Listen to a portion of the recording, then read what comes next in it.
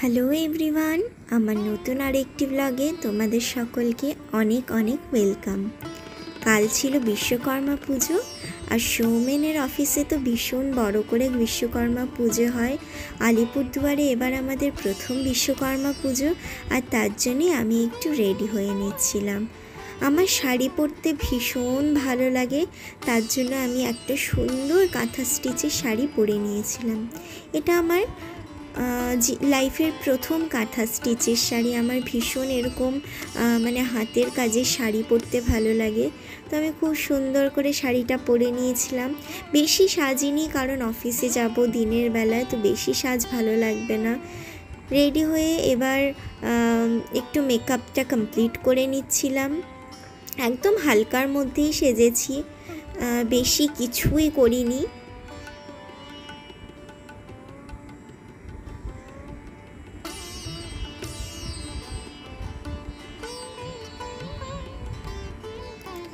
এই চলে এসেছি সৌমেনের অফিসে।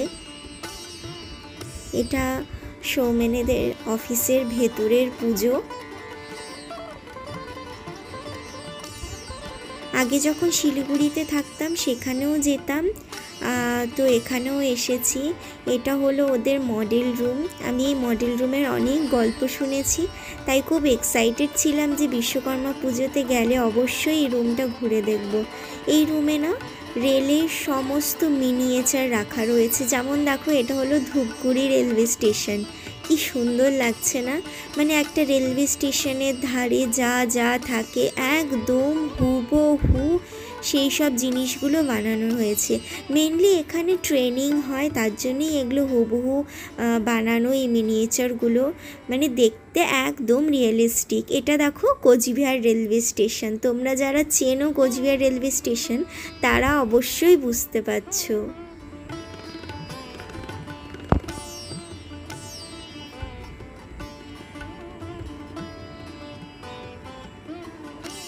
কি রিয়েল না দেখো, সব কিছু একদম মনে হচ্ছিল যে এগুলো রিয়েল, মানে মিনিয়েচার মনেই হচ্ছিল না, এত রিয়েলিস্টিক জিনিসগুলো।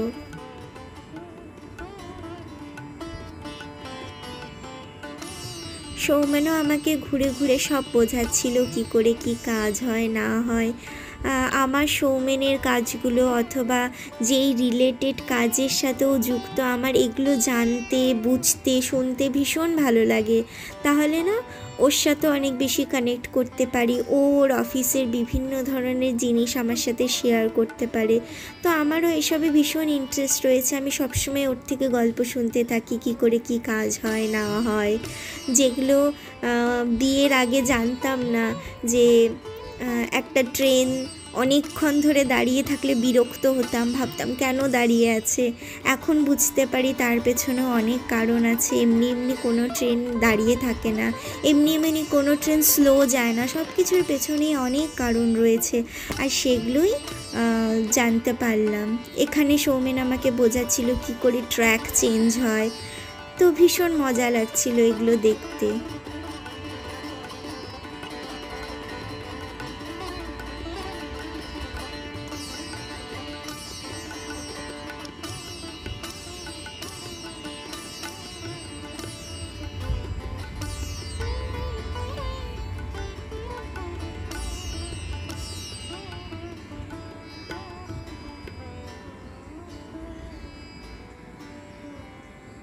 আমি মোটামুটি পুরো মডেল রুমের মিনিয়েচারটাই তোমাদের দেখানোর চেষ্টা করলাম। আশা করি তোমাদেরও ভীষণ ভালো লাগছে। আর এখানে ভোগের প্রসাদ বিতরণ চলছিল, তাই আমরা সামনে চলে গিয়েছিলাম কিছু প্রসাদ নিতে।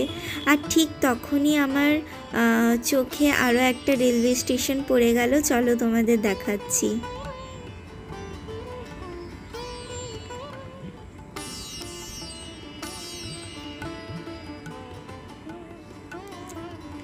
এই দেখো, এটা হলো ফকিরাগ্রাম রেলওয়ে স্টেশন। তেমন বড় কোনো রেলওয়ে স্টেশন কিনা আমি জানি না, কিন্তু দেখতে বেশ ভাল লাগছিল। তারপর ঠাকুরকে আরও একবার প্রণাম করে ওখান থেকে আমরা ভোগের প্রসাদ নিয়ে নিয়েছি।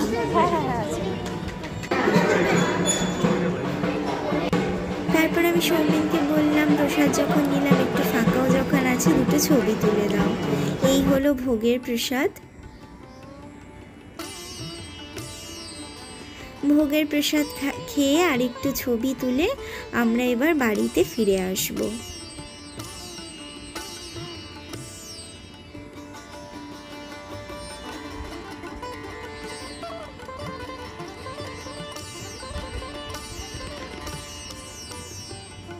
চলে এসেছি বাড়িতে। অনেক দিন পর সুন্দর একটা সময় কাটলো, সুন্দর একটা সকাল কাটলো, কারণ এখানে তো একদম একা একা থাকতে হয়। বেশ ভালো লাগলো গিয়ে। আর এই দেখো ওখান থেকে ভোগে এগুলো আমাদের বাড়িতেও পাঠিয়ে দিয়েছিল, তো লাঞ্চে আমরা এগুলোই আজকে খাবো। তো ভিডিওটা আজকের মতো এটুকুই। তোমাদের যদি ভালো লাগে অবশ্যই লাইক করো, সাবস্ক্রাইব করো, কেমন লেগেছে কমেন্টে জানিও। তো আজকের জন্য এটুকুই, টাটা বাই।